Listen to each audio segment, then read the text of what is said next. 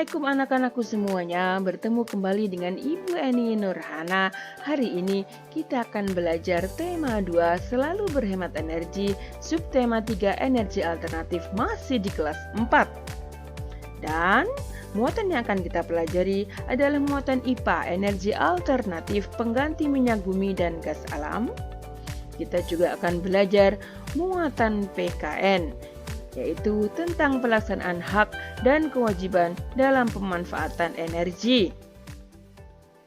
Kita juga akan belajar tentang SBDB, seni budaya dan prakarya, yaitu tentang menyanyi secara berkelompok dan bernyanyi dengan baik dan benar. Anak-anakku semuanya, Bu Guru doakan semoga kalian semua dalam keadaan sehat walafiat. Nah, sebelum kita mulai belajar, yuk kita membaca basmalah dan doa belajar bersama. Semoga ilmu yang kita dapatkan membawa manfaat. Amin ya rabbal alamin. Yuk kita baca basmalah. Bismillahirrahmanirrahim. Rabbi zidni ilma warzuqni fahma. Amin ya rabbal alamin. Nah, sekarang yuk dengarkan penjelasan dari Bu Guru.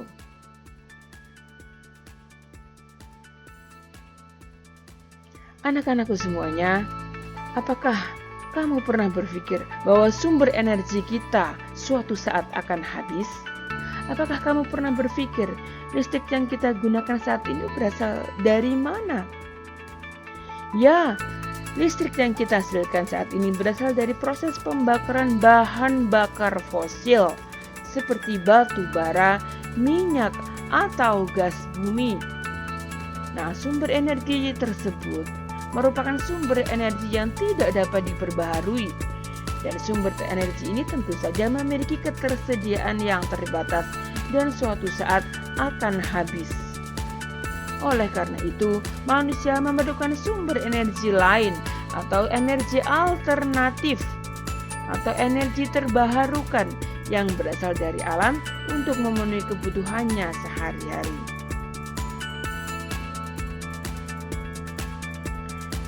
Nah, dari mana sajakah sumber energi alternatif tersebut? Sumber energi tersebut dikembangkan memanfaatkan sumber energi yang tersedia di alam dan itu tidak akan habis. Yang pertama yaitu berasal dari matahari, kemudian dari angin, dari arus air, dari ombak laut, dari biofuel, dan juga dari panas bumi. Nah, yuk kita bahas satu persatu energi alternatif tersebut. Yang pertama, kita lihat gambar di sini. Ini adalah gambar matahari. Ya. Matahari itu merupakan sumber energi terbesar di muka bumi ini. Sumber energi utama di bumi ini.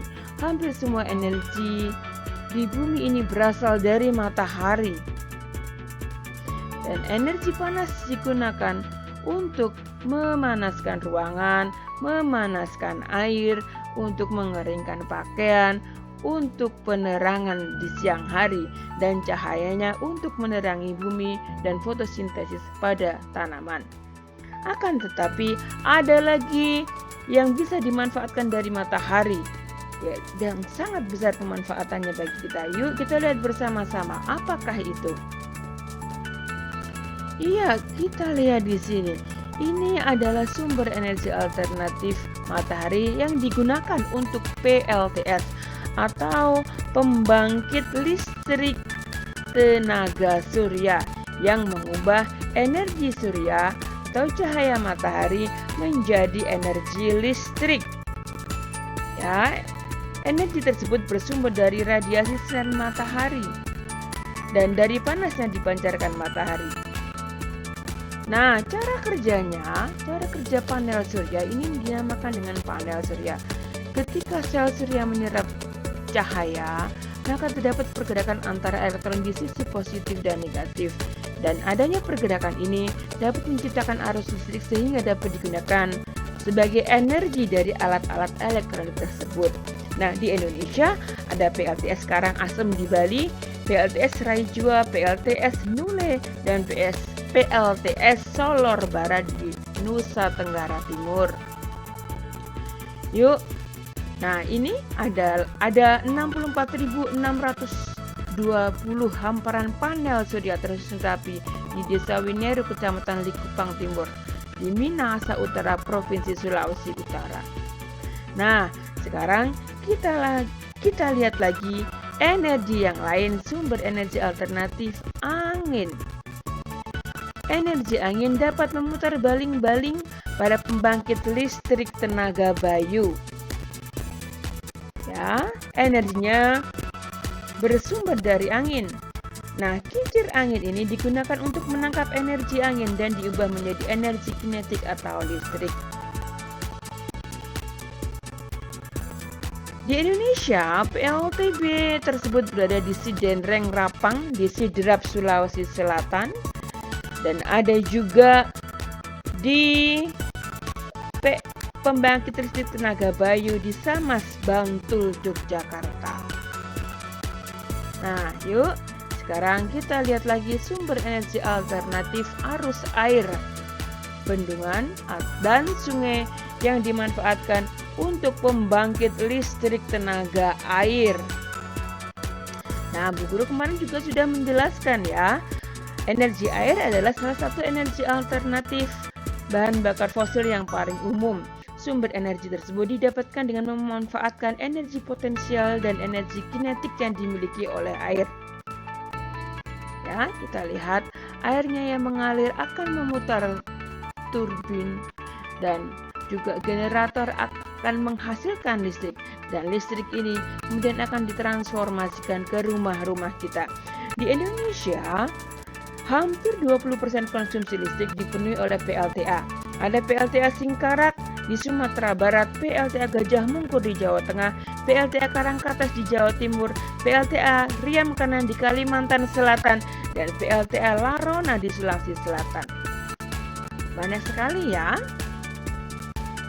Nah, sekarang adalah energi ombak. Mari kita lihat penjelasan berikut ini. Yuk, kita lihat bersama. Memanen energi dari lautan. Peneliti Jepang telah menemukan teknologi khusus yang tidak hanya bisa menangkap energi dari gelombang laut, tapi juga membantu melindungi garis pantai. Sebuah tim dari Okinawa berencana untuk menyiapkan turbin pemanen energi di dekat tetrapoda yang merupakan struktur beton yang ditempatkan di sepanjang pantai untuk melembahkan kekuatan gelombang masuk dan mencegah erosi. Turbin memiliki 5 pisau fleksibel yang dimodelkan seperti sirip lumba-lumba. Ini didukung oleh tangkai yang berlabuh ke dasar laut dengan kabel tambat, seperti baling-baling fleksibel dan bisa ditekuk di bagian bawah tekanan. Di dalam kepala turbin ada generator listrik magnet. Ia mengubah energi gelombang menjadi listrik. Listrik dikirim kembali ke pantai melalui kabel untuk dimasukkan ke dalam grid. Menggunakan turbin hanya pada 1% garis pantai Jepang dapat menghasilkan sekitar 10 gigawatt energi, setara dengan sekitar 10 pembangkit listrik tenaga nuklir. Selain tetrapoda, turbin juga bisa memanfaatkan listrik di dekat terumbu karang. Mereka dibangun agar aman untuk kehidupan laut. Dengan kecepatan pisau dikalibrasi dengan hati-hati, sehingga setiap hewan yang tertangkap di dalamnya dapat lolos tanpa cedera. Tim saat ini sedang mempersiapkan untuk... Nah, di Indonesia, energi dari ombak ini masih dikembangkan, ya. Kita masih belum secara maksimal mengembangkannya. Baik, energi yang berikutnya adalah energi biofuel. Apakah biofuel itu? Biofuel itu adalah bahan bakar hayati, yaitu sumber energi terbarukan yang berupa bahan bakar baik pada cair dan gas yang dihasilkan dari bahan-bahan organik. Nah, jenis-jenis biofuel itu ada biodiesel. Biodiesel di sini adalah pengganti solar yang dihasilkan dari minyak kelapa sawit, minyak biji jarak, dan sebagainya dengan melalui proses kimia. Biodiesel merupakan bahan bakar untuk mesin diesel. Kemudian ada juga bioetanol. Bioetanol ini adalah pengganti bensin. Dihasilkan dari sumber nabati dari tumbuhan bergula, berselulos atau berpati seperti tetes tebu, nira, sorghum, nira nipah, singkong, ubi jalar, dan lain-lain. Yuk kita lihat jenis biofuel yang lain.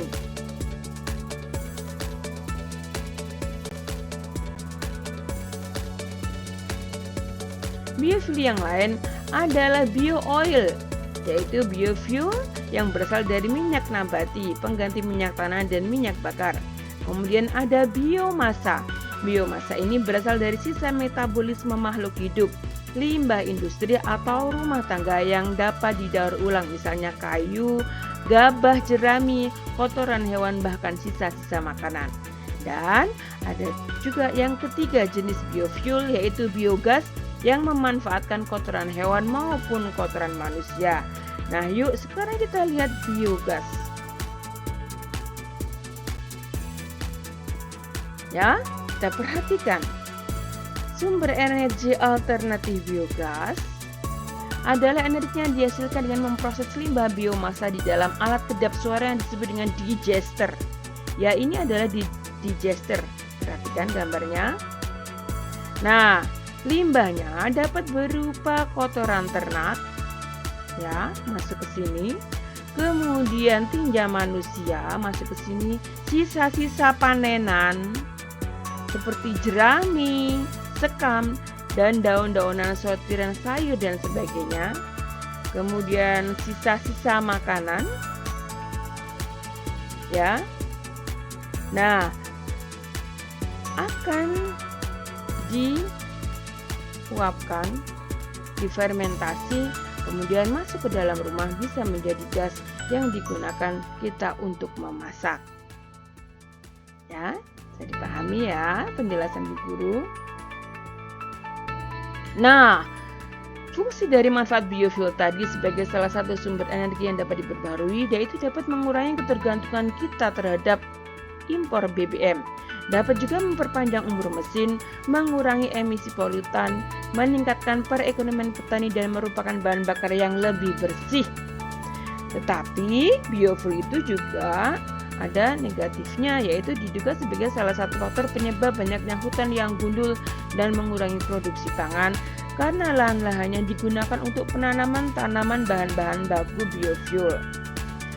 Dan pada kesimpulannya adalah biogas itu memiliki banyak manfaat juga, yaitu menghasilkan gas, ikut melestarikan, menjaga kelestarian lingkungan, mengurangi polusi dan meningkatkan kebersihan dan kesehatan, serta penghasil pupuk organik yang bermanfaat.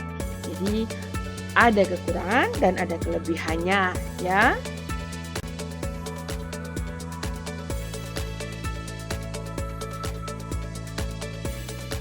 Nah, sekarang mari kita perhatikan energi panas bumi. Energi panas bumi dikenal juga dengan istilah energi geotermal. Diambil dari bahasa Yunani geo yang berarti bumi dan termo yang berarti panas. Panas bumi adalah sumber energi panas yang terkandung di dalam air panas, uap air, dan satuan bersama mineral dan gas lainnya yang dapat secara genetik semuanya tidak dapat dipisahkan dalam suatu sistem. Panas bumi dan pemanfaatnya diperlukan proses penambangan. Di Indonesia, panas bumi itu ada di Sibayak PLTP Sibayak di Sumatera Utara, PLTP Salak di Jawa Barat, PLTP Dieng di Jawa Tengah, dan PLTP Lahendong di Sulawesi Utara.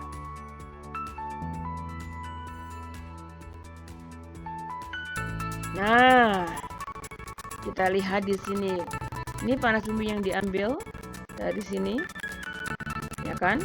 Kemudian dimasukkan ke dalam pipa-pipa. Ada pipa dengan tekanan tinggi, pipa dengan tekanan rendah. Kemudian akan menggerakkan turbin, dan turbin-turbin ini kemudian akan menghasilkan energi listrik. Energi listrik kemudian akan ditransformasikan. Ini energi listrik ini akan ditransformasikan lewat pembangkit menuju ke rumah kita. Ya, ini adalah cooling tower-nya. Oke. Nah, ini adalah gambar pembangkit listrik geotermal. Keunggulannya adalah minim emisi gas rumah kaca, usia pemanfaatannya panjang, biaya infrastrukturnya rendah, dan kebutuhan lahannya tidak banyak. Nah, anak-anakku, Itu adalah energi yang terbarukan yang tadi sudah kita bahas. Kelebihan dan kekurangannya ada. Kelebihannya adalah dapat digunakan terus-menerus karena tidak akan habis. Dan beberapa sumber energi alternatif menghasilkan energi yang sangat besar dan juga ramah lingkungan. Tapi ada juga kekurangannya, yaitu dibutuhkan biaya yang besar untuk membangun sarana pemanfaatan energi tersebut. Misalnya pembuatan PLTA, dan juga jumlah energi alternatifnya dipengaruhi oleh musim. Ya, jadi tidak sepanjang tahun ada. Nah, sekarang kita akan belajar tentang pelaksanaan hak dan kewajiban dalam pemanfaatan energi. Hak dalam pemanfaatan energi kita, misalnya energi air, yaitu adalah untuk mandi, minum, dan mencuci baju. Dan kewajiban kita dalam pemanfaatan energi air, yaitu kita harus menghemat air, membayar tagihan PDAM, dan juga memelihara lingkungan untuk penghijauan. Nah, sekarang kita akan membahas tentang pelaksanaan hak dan kewajiban dalam pemanfaatan energi BBM. Dalam pemanfaatan energi BBM, kita mendapatkan hak, yaitu menggunakan BBM tersebut, mengelola BBM tersebut, mungkin dengan mendistribusikan atau menjualnya, dan mencari keuntungan atau usaha di bidang perminyakan. Lalu kewajiban kita adalah menghemat BBM tersebut, membayar penggunaan BBM, dan menjaga dan melestarikannya agar tidak punah.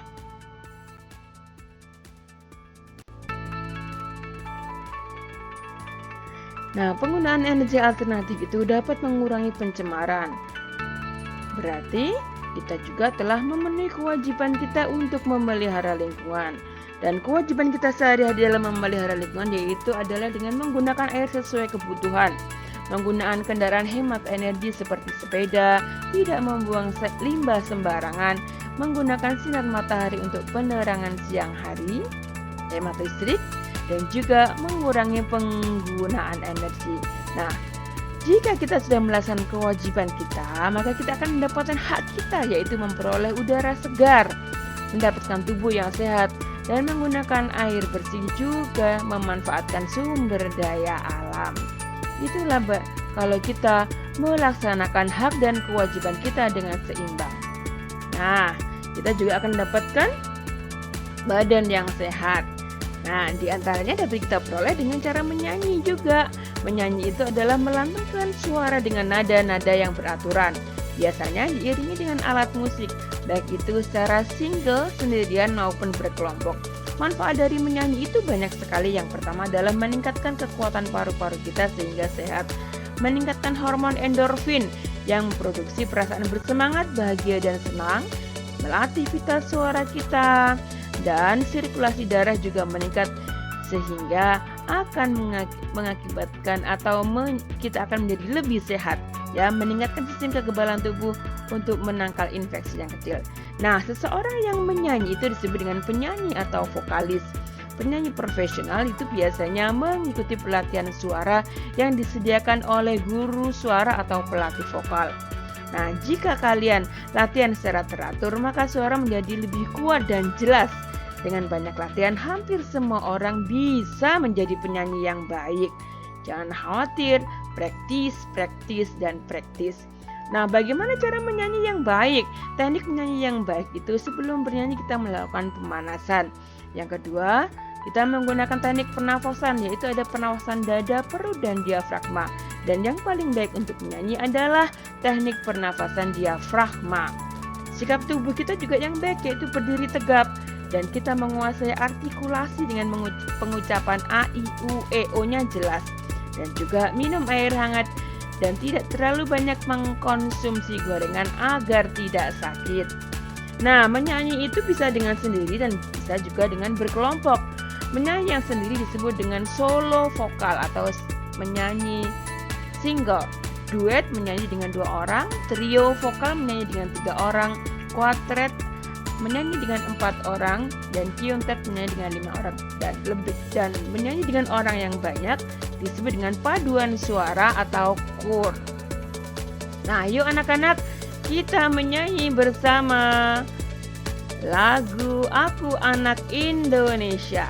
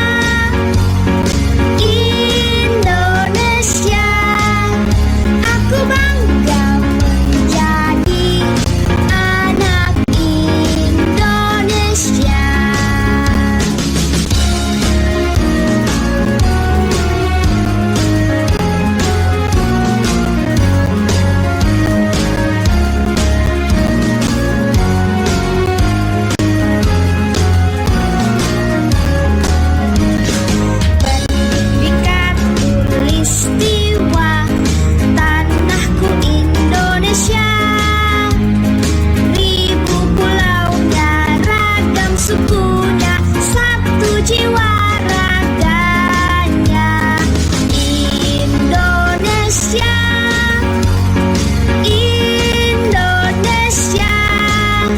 aku bangga menjadi anak Indonesia.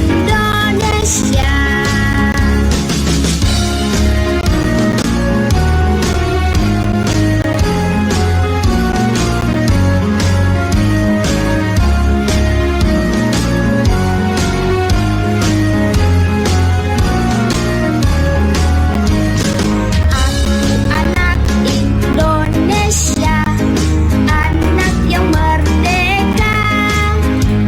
Satu nusaku, satu bangsaku, satu bahasaku.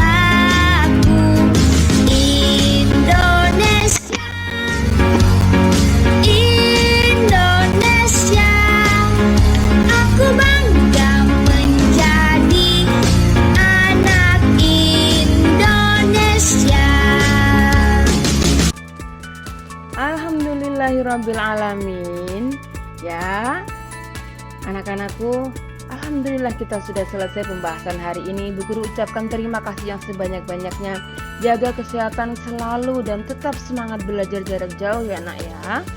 Dan jangan lupa subscribe channel ini, kemudian like dan komen dengan bahasa yang sopan, dan juga share agar teman-temanmu bisa belajar juga sama seperti kalian.